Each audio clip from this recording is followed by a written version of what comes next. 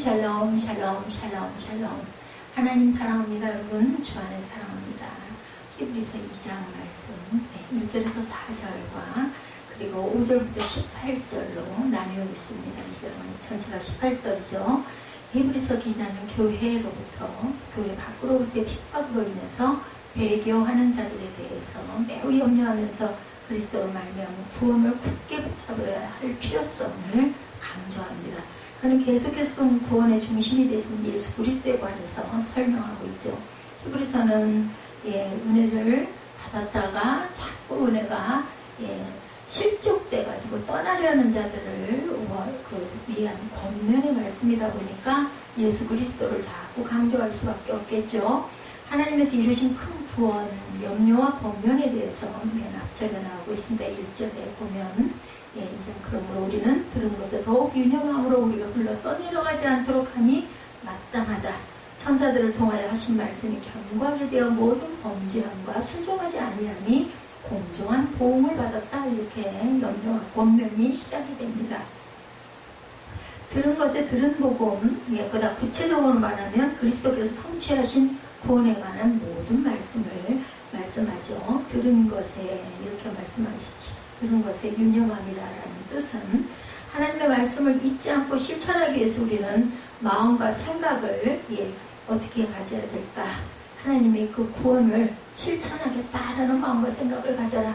우리는 하나님의 말씀이 흘러 떠내려가지 않도록 말씀을 담을 수 있는 마음과 생각을 굳게 지켜야 되겠다라는 뜻을 갖고 있습니다. 2절까지 큰 구원을 등한히 여기는 것을 주의하라. 오늘 본문 3절이죠. 보니까 우리가 이같이 큰 구원을 등한히 여기면 어찌 보응을 피하리요. 이 구원은 처음에 주로 말씀하신 바요 들은 자들이 우리에게 확증했다.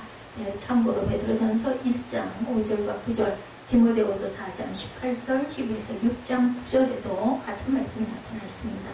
우리는 하나님의 말씀이 흘러 떠내려가지 않도록 말씀을 담을 수 있는 마음과 생각을 그렇기 때문에 굳게 지켜야 되겠다. 복음을 또한 소홀히 여기지 말라. 이 말씀도 2절과 3절에 증거합니다. 그래서 기자는 구약의 말씀이 천사들로 인하여 전해졌다라고 말하죠. 하나님은 자신이 하신 말씀을 오류와 없이 전달하고자 말씀의 전달을 천사들에게 맡겼다. 2절이죠. 천사들을 통하여 하신 말씀이 견고하게 되어 모든 범죄와 순종하지 아니함이 공정한 보응을 받았거든. 이렇게 말씀합니다.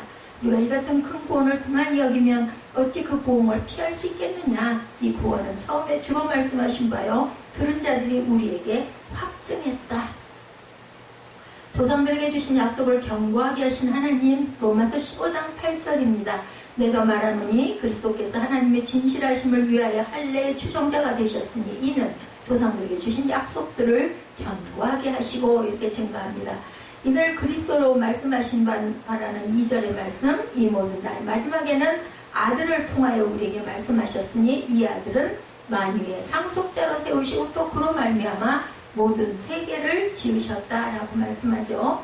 하나님의 확증에 대해서도 이것은 히브리서 1장 2절입니다. 만유의 상속자로 세우시고 그로 말미암아 모든 세계를 지으셨다는 것은 히브리서 1장 2절. 하나님의 확증에 대해서 말씀합니다. 3절에 하나님께서 표적과 기사를 통해 복음에 대해서 확증한다는 사실은 그분의 직접적인 개입을 의미하는데 복음이 지니고 있는 의미가 그만큼 상승되었다고 할 수가 있다. 만일 그것이 특별한 일이나 가치가 없는 것이라면 이를 확증하고자 하나님께서 직접 개입하시는 일은 결코 중요하니까 개입을 하셨다는 거죠. 표적이나 기사는 초자연적인 역사고 현상으로 하나님께서 특별한 경우에 사용하시는데 본문은 복음을 확정하기 위해서 그분이 그것을 나타내었다라고 가르쳐주죠. 3절에서 이같이 큰 구원을 등한히 여기면 어찌 복음을 피하리요. 이 구원은 처음에 주로 말씀하신 바요 들은 자들이 우리에게 확증했다. 구원의 확증을 위한 방편으로 하나님께서는 믿는 자들에게 무엇을 4절에 성령을 나눠주신 것으로 그들과 함께 증언하셨느니라. 하나님께서 성령을 나눠주셔서 그 성령께서 우리에게 증언했다. 표적으로 확증을 주시죠. 마태복음 16장 20절에 제자들이 나가 두루 전파할세 주께서 함께 역사하사 그 따르는 표적으로 말씀을 확실히 증언하느니라. 표적들이 그래서 많이 나타났어요. 그리스도께서 곧 하나님의 능력이다. 고린도전서 1장 24절입니다. 오직 부르심을 받은 자들에게는 유대인이나 헬라인이나 그리스도는 하나님의 능력이요 하나님의 지혜니라 이렇게 말씀합니다.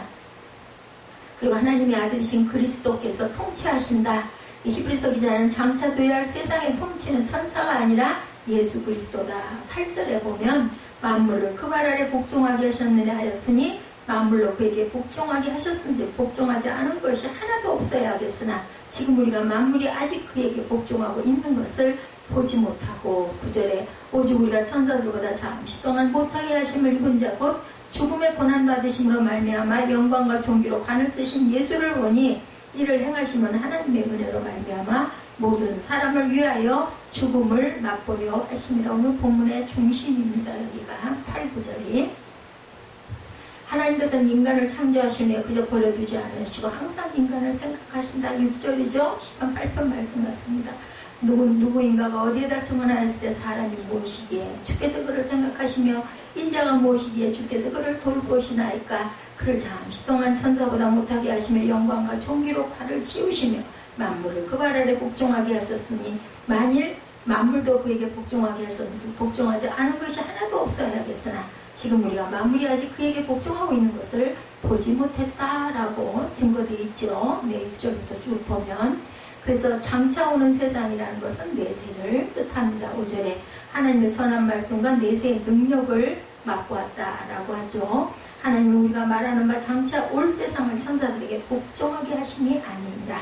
다시 다가올 세상 교회의 만물 에베소서 1장 21, 2절 모든 통치와 권세와 능력과 주권과 이 세상뿐 아니라 오는 세상에 일컫는 모든 이름 위에 뛰어나게 하시고 또 만물을 그 발 아래 복종하게 하시고 그를 만물 위에 교회의 머리로 삼으셨느니라. 그리스도로 인한 구원에 대해서 10절에 말씀합니다. 그러므로 만물이 그를 위하여 어떤 그로 말미암은 이가 많은 아들들을 이끌어 영광에 들어가게 하시는 일에 그들의 구원의 창시자를 고난을 통하여 온전하게 하심이 합당하도다. 이렇게 증거되어 있습니다. 믿음으로 우리가 얻은 이 영광스러운 신분은 하나님의 유업을 이을 신분입니다. 아들의 신분이고 후사의 신분이고 그리스도와 함께한 후사며 그분의 영광에 우리는 참여하게 된다. 우리의 구원은 그리스도의 희생이라는 비싼 값을 지불하고 성취된 것이라고 9절과 10절에 말씀하고 있죠.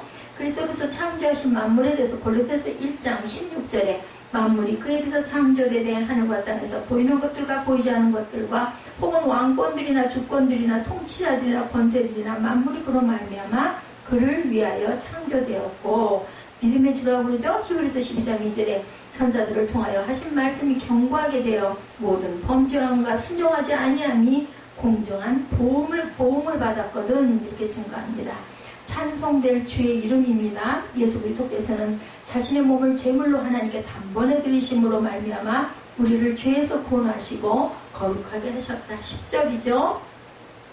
만물이 그를 위하여 또한 그로 말미암은 이가 많은 사람들을 이끌어 영광에 들어가게 하시는 이래 그들의 구원의 창시자를 고난을 통하여 온전하게 하심이 합당하도다. 거룩하게 하시는 이와 거룩하게 함을 입은 자들이 다 한 근원에 선한지라. 그러므로 형제라 부르시기를 부끄러워하지 아니하시고 이르시되 내가 주의 이름을 내 형제들에게 선포하고 내가 주를 교회 중에서 찬송하리라 하셨으며 이 부분이 시편 22편 22절에도 나타나 있습니다.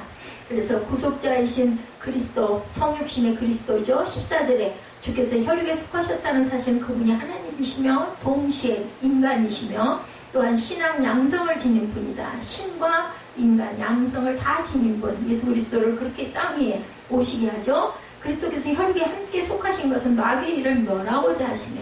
그리스도께서 오심으로 사망 권세로부터 자유가 선포되게 하십니다.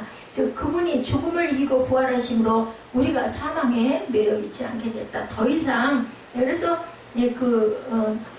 죽은 자리에 가가지고 노래를 부르는 데는 기독교밖에 없다 그러죠. 깊은 찬송을 부르게 됩니다. 왜냐하면은 다시 갈 세상 눈물도 없고 아픔도 없고 고통도 없고 고난도 없고 그죠? 아주 이제 평안한 휴식이 아주 온전한 휴식이 남아있기 때문에 세상에서 헤어진 거는 너무너무 슬프고 안타깝지만 이제는 또한 하나의 세상에서 영원히 살 수 있으니 우리가 기뻐할 수밖에 없다라는 거죠. 마귀의 권세인 사망을 피하실 것을 나타냅니다. 디모데후서 1장 10절입니다. 이제는 우리 구주 그리스도 예수의 나타나심으로 말미암아 나타났으니 그는 사망을 피하시고 복음으로 생명과 썩지 않을 것을 드러내신지라 이렇게 증거되어 있습니다. 신앙의 조상인 아브라함에 대해서 로마서 4장 16절에도 그러므로 상속자가 되는 그것이 은혜에 속하기 위하여 믿음으로 되나니 이는 그 약속을 그 모든 후손에게 굳게 하려 하심이라. 율법에 속한 자에게 뿐만 아니라 아브라함의 믿음에 속한 자에게도 그리하니 아브라함은 우리 모든 사람의 조상이라. 믿음의 후예예요. 우리는 그죠? 아브라함이 우리의 조상입니다. 구속자 그리스도에 대해서 17절부터 나타나죠. 예수께서는 우리의 연약함을 아시기 때문에 우리가 모든 죄에서 스스로 정결해질 수 없음을 아시죠. 온전한 사람, 의인은 한 명도 없어요. 그래서 죄의 대가를 스스로 담당하시는 자비를 우리에게 베푸셨고 그리스도께서 흘리신 희생의 피는 하나님의 의를 만족시키셨고 그로 말미암아 완전한 구원을 이루신 우리의 구속자가 되셨다. 예수님은 하나님께 충성함으로 완전한 구속자가 되죠. 14절에 보면 자녀들은 혈과 육에 속하였음에 그들 또한 같은 모양으로 혈과 육을 함께 지니심은 죽음을 통하여 죽음의 세력을 잡은 자 곧 마귀를 멸하시며 또 죽기를 무서워함으로 한평생 내어 종로로 타는 모든 그 사람들에게서 놓아주려 하십니다.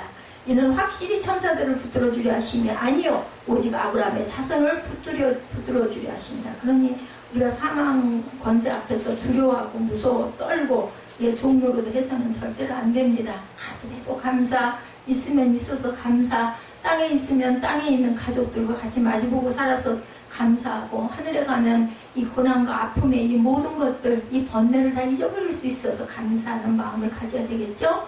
하나님의 온 집에 충성하신 그리스도, 히브리서 3장 6절입니다. 그리스도는 하나님 집을 맡은 아들로 그와 같이 하셨으니 우리가 소망의 확신과 자랑을 끝까지 굳게 잡고 있으면 우리는 그의 집이라 말씀합니다. 3장 6절에 하나님의 의를 충족시키죠. 로마서 3장 27, 8절입니다. 그런즉 자랑할 데가 어디 있느냐? 있을 수가 없느니라. 무슨 법으로냐? 행위로냐? 아니라 오직 믿음의 법으로다. 3장 28절에 그러므로 사람이 의롭다 하심을 얻은 것은 율법의 행위에 있지 않고 믿음으로 되는 줄 우리가 인정한다. 로마서는 주로 믿음이죠. 그래서 로마서 3장 27, 8절에 이렇게 증거합니다.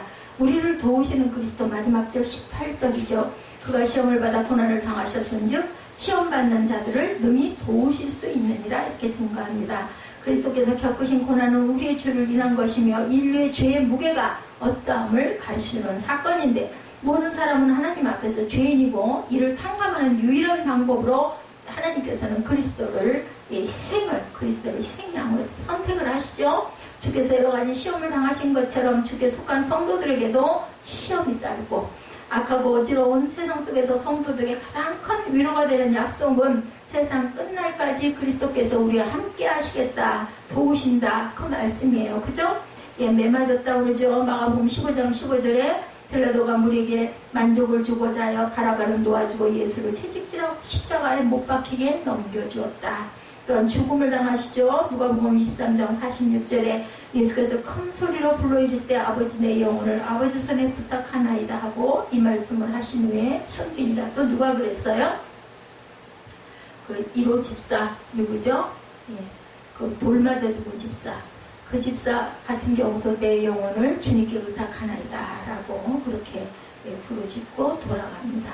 로마서 3장 25절에 이 예수를 하나님의 그의 피로 믿음으로 말미암은 화목제물로 세우셨으니 이는 하나님께서 길이 참으시는 중에 전에 지은 죄를 간과하심으로 자기의 의로우심을 나타내려 하시니 곧 이때에 자기의 의로우심을 나타내사 자기도 의로우시며 또한 예수 믿는 자를 의롭다 하려 하십니다.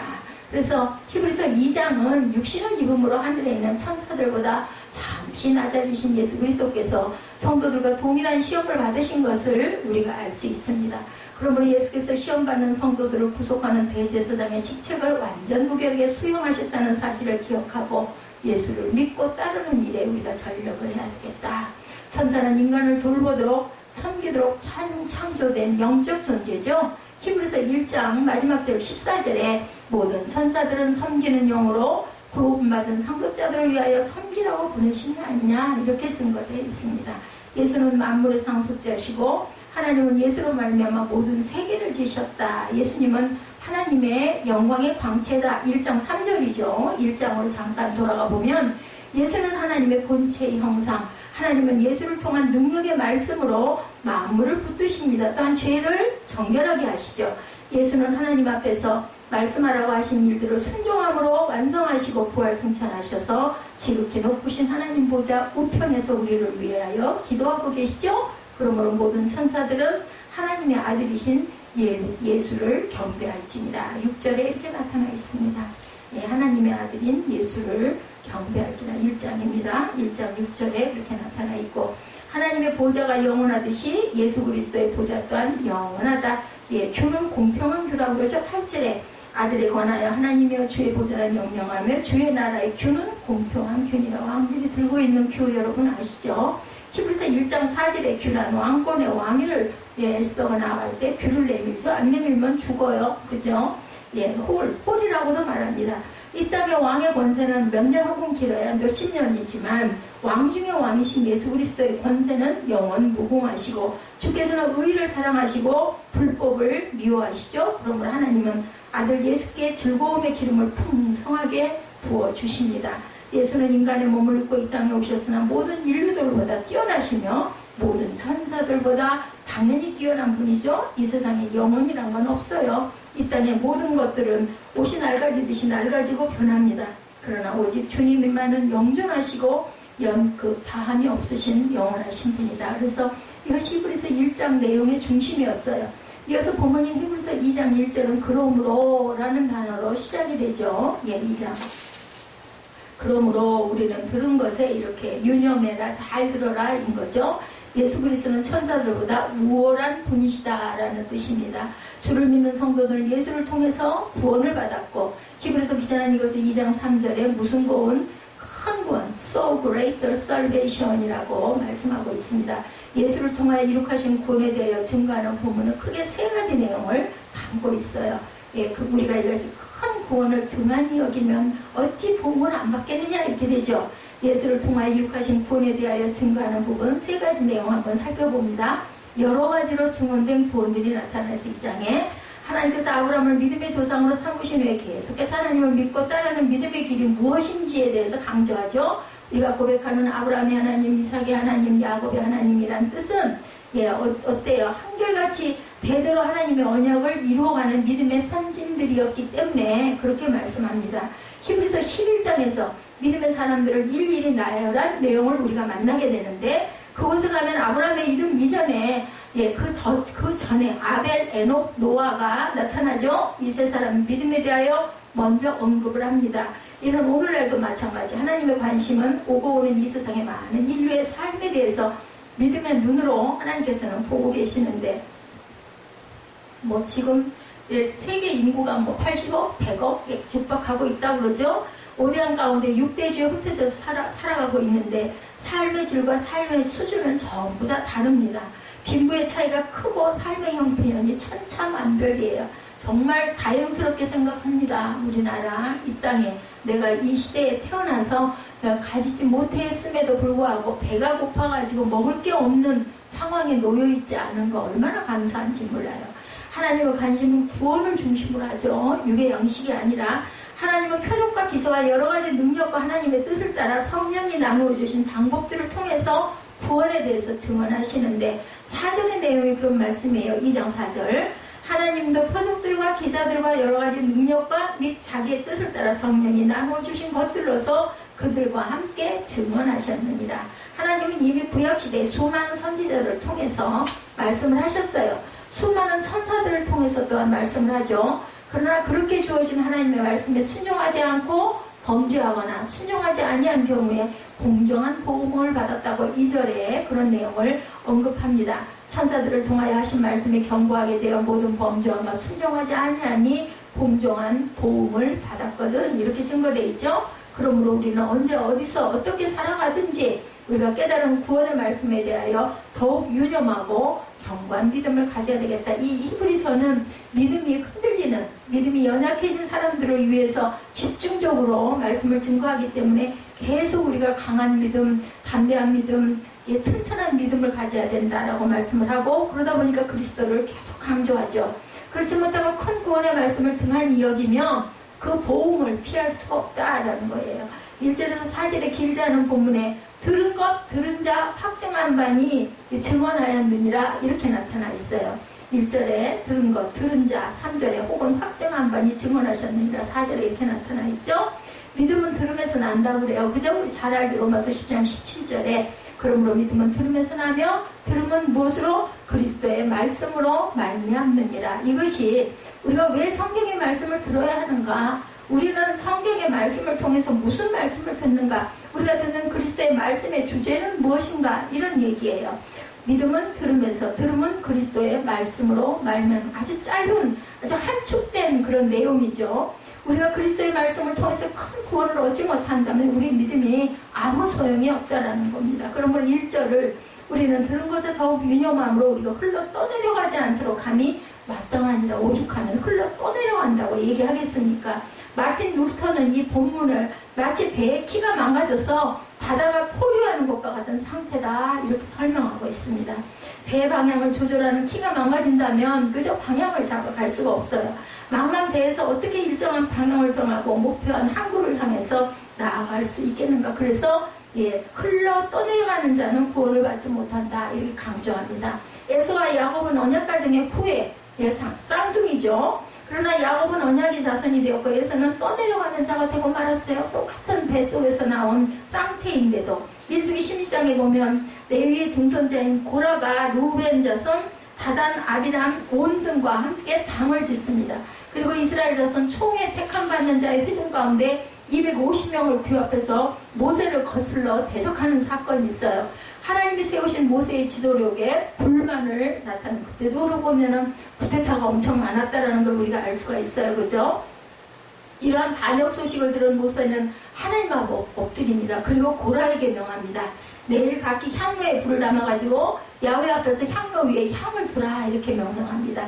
모세와 아론도 향로에 향을 담아가지고 야훼 앞에 나갑니다. 민수기 16장을 읽다 보면 21절에서 21절에 하나님이 모세에게 말씀하세요. 너희는 이 회중에서 떠나라. 내가 순식간에 그들을 멸하려 하노라 말씀합니다. 그때는 하나님 음성을 이렇게 들었으니 얼마나 좋았을까. 두렵기도 하지만 그죠? 확실하게 답을 주시죠. 이 말씀을 하신 후에 야훼께로부터 불이 나와서 분향하는 250명을 다 불태워 죽입니다. 고라는 레위 지파인 레위의 증손자이지만 모세 시대에 모세를 반역하고 하나님을 대적하다가 구원을 받지 못하고 흘러 떠내려가는 자 중에 대표 고라. 고라 자손 이런 얘기 많이 들어보셨죠? 하나님은 고라를 비롯한 250명이 들고 왔던 향로를 쳐서 제단을 쌓는 철판을 만들라고 말씀을 합니다. 반역한 250명은 악하지만 향로는 거룩하니까 그 향로로 250개의 제단을 쌓는 철판을 만들어 이스라엘 자손에게 표징이 되게 하라. 이게 그거다라는 그러한 예표를 만듭니다. 야훼의 명령을 따라서 아론의 아들 엘라아사는 불에 탄 250명이 드렸던 놋 향로를 가져다가 쳐서 제단을 써서 이스라엘 자손의 기념물이 되게 한 사건이 민수기에 나타나 있어요. 이 사건의 소문이 순식간에 광야에 온 회중들에게 퍼져나갑니다. 다음 날이 되자 이스라엘 백성들은 모세와 아론을 원망하며 쑥덕거리기 시작하죠. 너희가 야훼의 백성을 죽였도다. 그 말하며 원망에 가득 찬 이스라엘 백성들이 모세와 아론을 치고 달려듭니다. 그때 구름이 회막을 덮고 야훼의 영광이 나타납니다. 모세가 아론과 함께 회막 앞에 도착하자 하나님이 모세에게 말씀하죠. 너희는 이 회중에서 떠나라. 내가 순식간에 그들을 멸하려 하노라. 이 말씀을 들은 모세와 아론은 회막 앞에 엎드리죠. 그래서 형 아론에게 부탁합니다. 향로를 가져다 제단의 불을 향로에 담고 향을 피워서 반역하는 회중들에게 가서 그들을 위해서 속죄해라 라고 전달을 합니다. 야훼께서 진노하셔서 연병이 시작된 사실을 알려줍니다. 그때 고라의 반역 사건과 모세와 아론을 원망한 대적 사건을 심판하신 하나님이 내신 연병으로 죽은 자가 14,700명이었다고 그래요. 역사적인 기록이에요. 이런 역사의 사건이 주는 교훈은 그 시대마다 현장마다 구원받는 자가 있고 흘러 떠내려가는 자가 있다는 말씀이죠. 똑같이 하나님께 선택을 받았음에도 불구하고 누구처럼 다윗 전에 있었던 사울왕, 그죠? 여호수아 7장에 보면 여리고성을 말씀대로 함락한 이스라엘 백성들이 아이성 공략 계획을 세웠다가 실패하죠. 아이성은 아주 작은 성이었어요. 여리고성에 비하면 볼 것도 없는, 그러다 보니까 그만 본인들 뜻대로 하다가 잘못되는 그런 경우를 봅니다. 3,000명쯤을 뽑아서 전쟁하고자 하죠. 아간은 그 3,000여 명의 뽑힌 군대 중에 한 명이었어요. 아간. 앞서 여리고 성을 함락했던 때 전쟁 명령, 남녀노소 소와 양과 나귀를 칼날로 멸하라고 명령합니다. 성 가운데 있는 것을 모든 걸 불사르라고 하는데, 은금 동초른 야외집의 곳간에 구별해서 놔둬라. 단지 누가 구원을 받을 수 있었는가? 과거에 이스라엘 정탐꾼들을 보호해 주었던 누구? 기생 나한만 구원을 받습니다.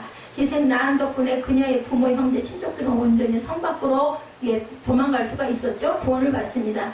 그러므로 우리가 흘러 떠내려가지 않는 믿음은, 아가는 3,000여 명의 정예화된 아이성을 공격하기 위해서 뽑힌 이스라엘 군대였지만 탐심으로 눈이 멀어서 흘러 떠내려가는 자가 되고 말았어요. 옷을 하나 감추죠. 그 바람에 그만 죽는 자가 되고 맙니다. 사무엘상 2장에 보면 엘리의 두 아들 홈리와 비느하스 사건 아시죠? 제사장의 아들들이었지만 탐심과 음란과 야외께 드리는 제사를 경휼히 여기는 불경함으로 인해서 흘러 떠내려가는 자들이 되었다.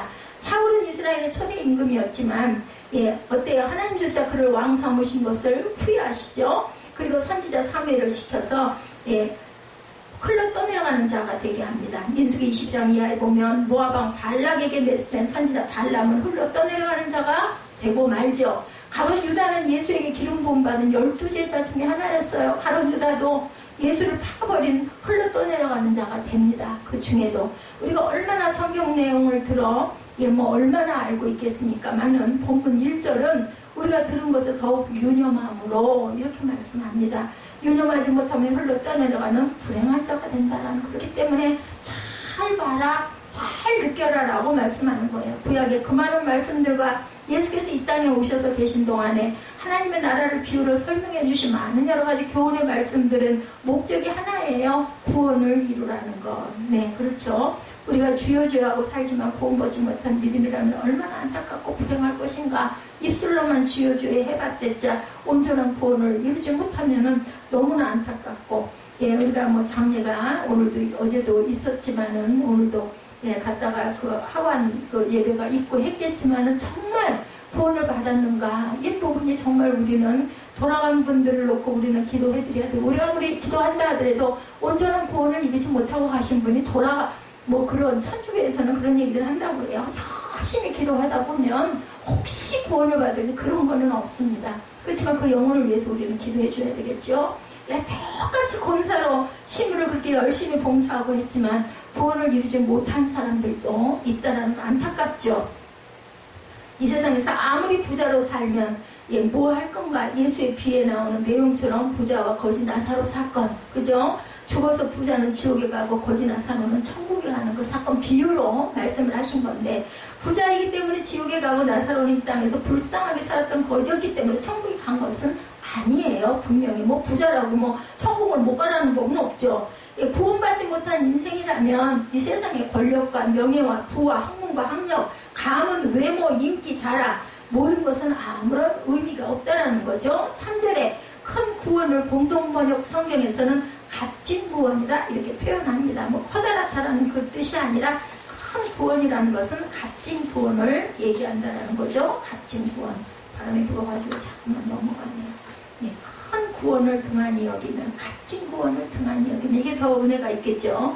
우리가 값진 구원, 성도가 예수 그리스도 안에 들어가서 알고 믿고 따르는 구원은 큰 구원이고 값진 구원이다. 사도행전 4장 12절에 말씀하죠. 다른 이로서는 이러한 구원을 받을 수 없나니 천하 사람 중에 구원을 받을 만한 다른 이름을 우리에게 주신 일이 없음이라 하였더라. 히브리서는 예수님이 중심이에요. 그렇기 때문에 모든 게 다 예수로 돌아갑니다. 예수 그리스도 안에서 큰 구원, 값진 구원을 받는 주인공들이 저와 여러분 반드시 되셔야 합니다.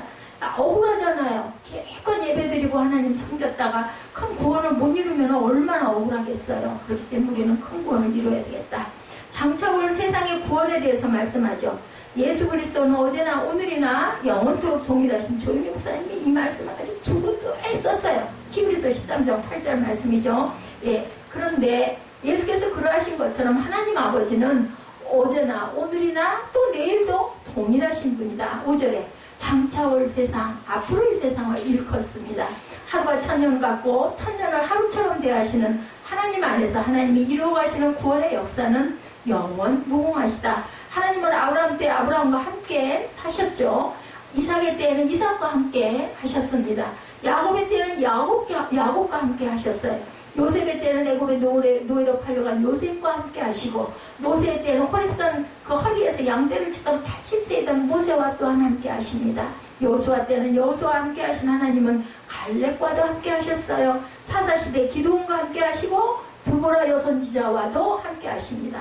하나님은 사무엘과 함께 하시고 다윗과 함께 하시고 이사야와 함께 하시고 예레미야와 함께 하시고 에스겔과 다니엘과도, 또 아까 말씀드린 돌 맞아 죽은 스데반 집사하고도 함께 하셨습니다.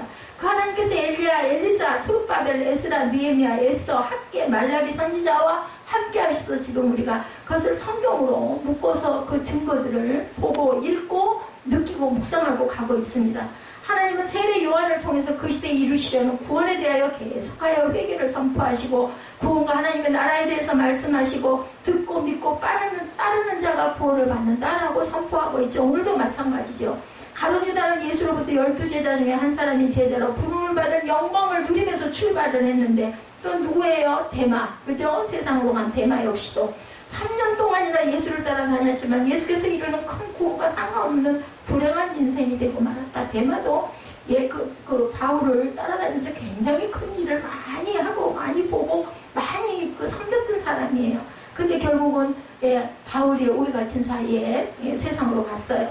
심지어는 하나님의 아들 예수 그리스도를 이 땅에 보내서 큰 구원에서 말씀하셨지만, 가야바는 그 당시에 대제사장의 영광스러운 자리에 있었지만 예수를 통한 큰 구원과 상관없는 자가 흘러 떠내려간 자들이 이렇게 많다라는 거죠. 그래서 본디오 빌라돈 또한 예수를 마주대하고 대화하는 자리에 있었지만 예수를 통한 큰 구원과 상관없는 불행한 자가 되고 맙니다. 그들은 모두가 히브리서 1장의 경고 말씀처럼 흘러 떠내려가는 자들이었다라는 겁니다. 그러므로 5절에서 말씀하시는 장차 올 세상의 구원도 마찬가지로 그렇게 임할 것이다. 5절의 말씀에도 누구인가 어디에서 증언하이르되 사람이 무엇이기에 주께서 그를 생각하시며 인자가 무엇이기에 주께서 그를 돌보시나이까. 잠시 동안 천사보다 못하게 하시며 영광과 존귀로 하늘 씌우시며 만물을 그 발 아래 복종하게 하셨느니라 하였으니, 만물로 그에게 복종하게 하셨는지 복종하지 않은 것이 하나도 없어야 하겠으나 지금 우리가 만물이 아직 그에게 복종하고 있는 것을 보지 못했다. 만물이 다 복종하지 못한다. 겨울이 가고 봄이 옵니다. 봄이 시작됩니다. 그리고 여름이 가고 또한 가을이 옵니다. 지금 가을의 문턱에 우리가 있어요. 처서가 지나갔죠. 인생의 봄은 구원의 길을 걷기에 합당한 계절인데, 곧 봄이 다가오고 아름다운 봄이 지나고 울창한 숲을 이루는 뜨거운 여름이 찾아옵니다. 그리고 열매를 거두어야 할 가을이 옵니다. 이건 너무너무 잘 알아요. 계절에 대한 것은. 인생의 겨울이 오기 전에 큰 구원에 합당한 때를 분별하라 하고 살아가지 못하며 장차 올 세상에도 구원받지 못하는 불행한 인생들이 얼마나 넘쳐날 것인가. 왜냐하면 이 큰 구원은 예수께서 직접 말씀하셔도 듣지 않던 이들이 있었고, 예수께서 직접 들은 이들이 전에도 확증한 증언을 들려지 않는 자들이 어느 시대에나 있었기 때문이다. 사계절의 변화는 기가 막히게 알면서도 우리의 인생이 이렇게 헛되고 그리고 여기서 흘러 떠내려가는 자들이 있다라는 것은 인정하려고 하지 않다. 그게 내가 될 수도 있는데 항상 우리는 긴장해야 되겠죠. 그러므로 이 예언의 말씀을 읽거나 듣는 자만 되지 말고 그 가운데 기록한 것을 지키는 자의 삶을 살아서 큰 구원의 복을 받아야 되겠다.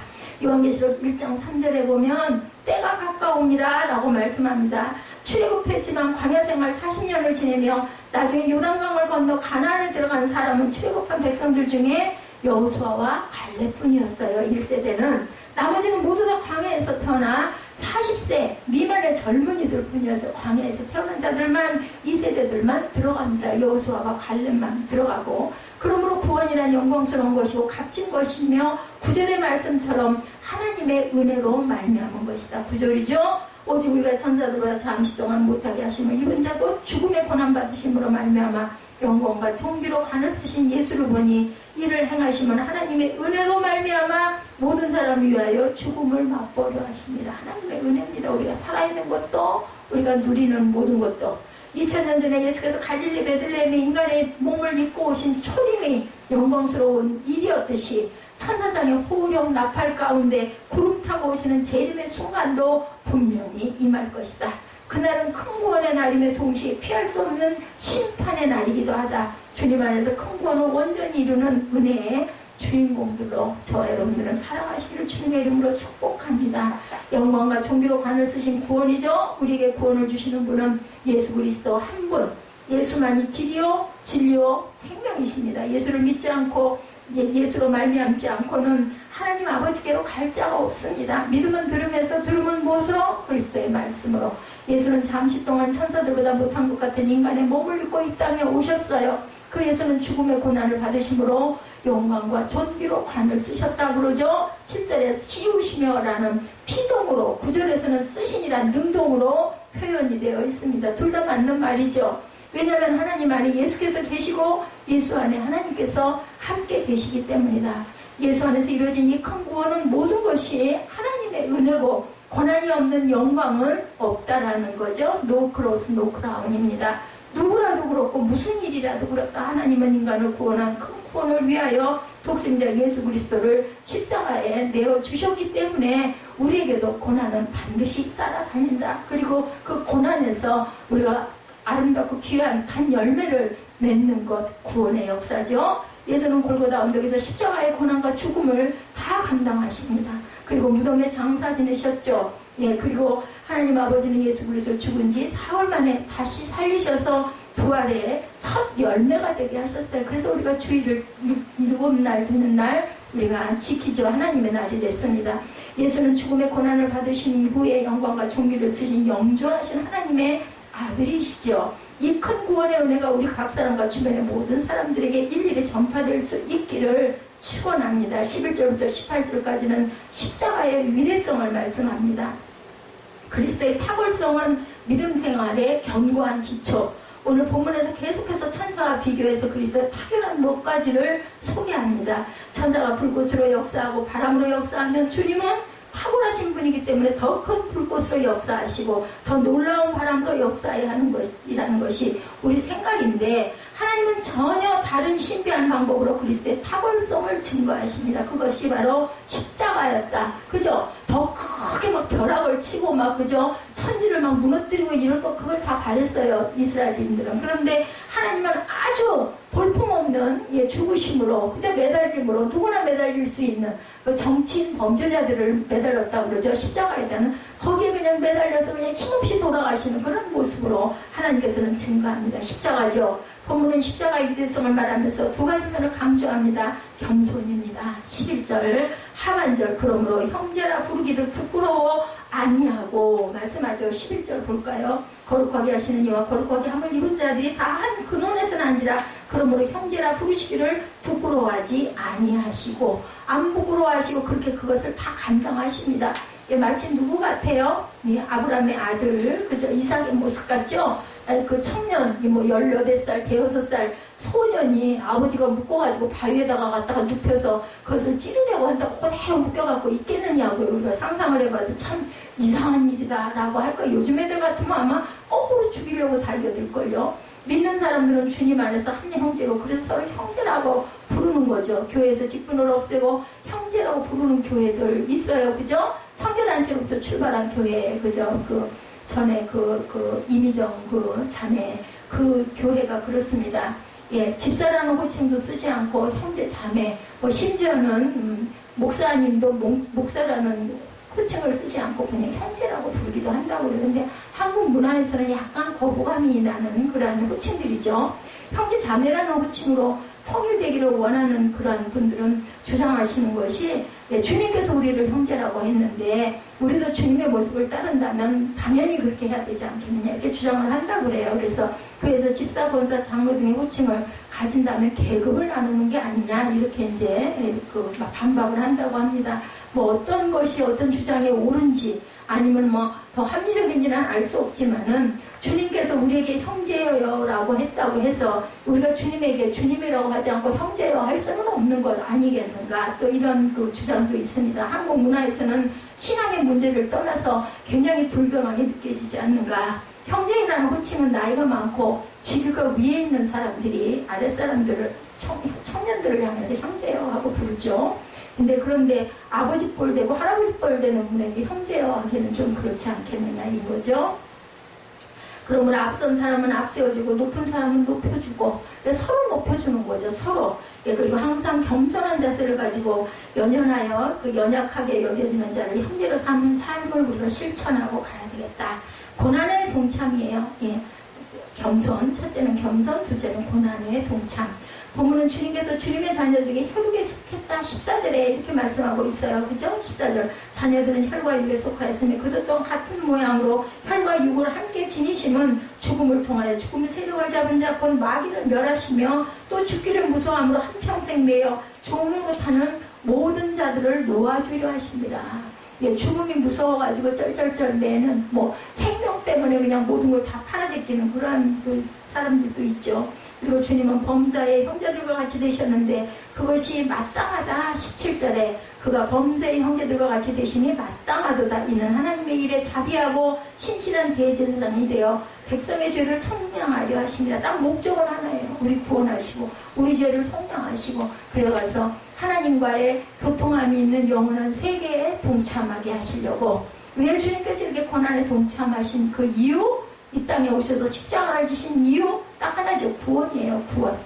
이게 본문에서 5가지 이유를 찾는데 사망에서 사망을 세력을 잡은 마귀를 물리치기 위해서 14절이죠. 세상이 왜 이렇게 사단 마귀가 활동하기 때문에 정말 악이 판을 치니까 그것을 잡기 위해서 14절에서 자녀들의 혈과 육에 속했으며 그와 같은 모양의 혈과 육을 함께 지니시는 죽음을 통하여 죽음의 세력을 잡은 자 곧 마귀를 멸하기 위해서였다. 급선무, 사단 마귀를 물리치는 것이 급선무다.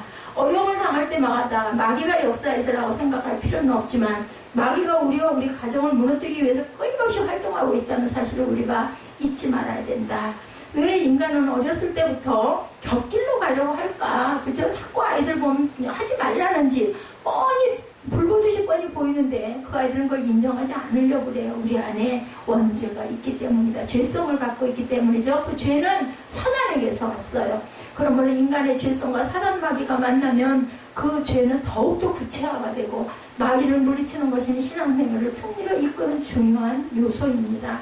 그러나 인간의 힘으로는 사단 마귀를 물리칠 수가 없어요. 그러면 어떻게 사단 마귀를 물리치나? 십자가로 한번 사망하셨다가 사망을 정복함으로 말미암아 사망의 세력을 큰 무기로 활용하는 사단을 꼼짝 못하게 하는 유일한 방법, 십자가와 부활의 역사.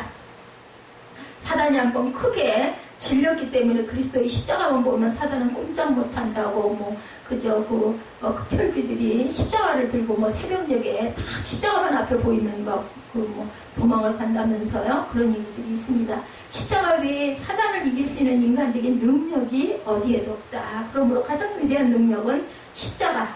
그처럼 사망으로 사망의 세력을 잡은 자인 마귀를 물리치기 위해서이다. 주님께서 사망을 경험할 수 있는 혈육으로 십자가를 지심으로 고난에 동참합니다. 두 번째, 죽기를 무서워하여 일생 종노릇하는 자를 놓아주기 위해서다. 15절에 죽기를 무서워함으로 한평생 종노릇하는, 매여서 종노릇하는 모든 자. 참 죽음이라는 거 두려움이죠. 우리에게는 죽기를 무서워하기 때문에 일생 사단의 종노릇을 하게 됩니다.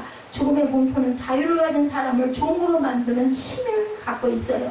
어린 학생들을 소매치기로 만들기 쉬운 이유는 잡아다가 굶기고 때리고 죽음의 공포를 씹으면은 그 다음에는 죽음의 공포로 일생 소매치기로 산다고 그래요. 무서워가지고. 여학생들을 율랑녀로 만들기 어렵지 않은 방법 또한 붙들어다가 일주일만 때리고 굶기고 폭행하면 스스로 집에 들어가기를 포기한다고 그래요. 버린 목숨, 버린 인생, 내가 간들 뭐하겠어 이렇게 생각을 자포자기가 되죠. 아무리 곱게 자란 아이도 일단 그렇게만 되면 죽기를 무서워하는 본능으로 그것을 빠져나오기가 힘들다고 합니다. 그래서 그 신고, 잠깐 나가서 신고하면 될 텐데 왜 못해? 그걸 못한다고 그래요. 그래서 누군가가 와서 구해주기 전에는 다시 돌아가지는 못한다고 합니다. 그래서 주님께서 혈육이 되어 우리의 고난에 동참해 주신 것을 강도를 멸하기 위해서 대통령이 강도의 소굴로 찾아주신 것과 같은 그런 의미. 그저 경찰이 먼저 강도의 소굴로 찾아주어야 율랑녀들이 건짐을 받을 수 있는 것과 같다. 아브라함의 자손 믿는 자를 붙들어주기 위해서 16절이죠.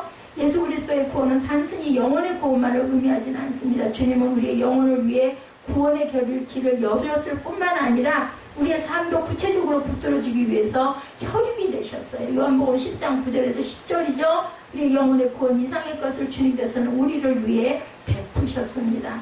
충성된 대제사장이 되어 백성의 죄를 구속하기 위해서다. 네 번째 17절이죠. 제사장은 백성들의 죄를 대신 대속하기 위해서 제물을 가지고 제사하는 일을 맡은 사람이죠. 그리고 대제사장은 그런 제사장의 가장 그 머리 역할을 했던 사람들입니다.